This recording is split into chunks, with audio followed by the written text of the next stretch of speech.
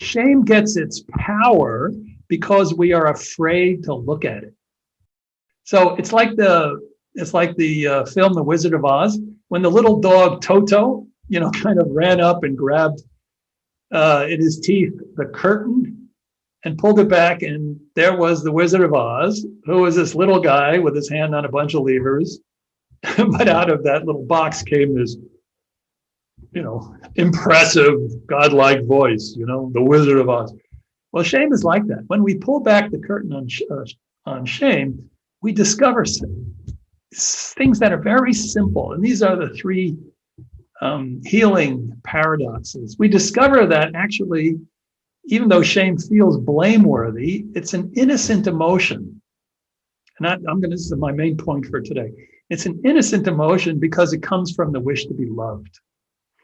Secondarily, even though shame feels really isolating, when we're in the midst of shame, we think we don't belong to anything.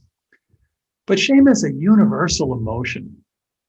And the third is that shame feels permanent and all-encompassing, like this is some fundamental truth about me. I am like basically a failure, basically incompetent, or basically unlovable. But shame is actually an emotion, which means that it's temporary, and it's a burden that only a part of us carries. It's not who we are.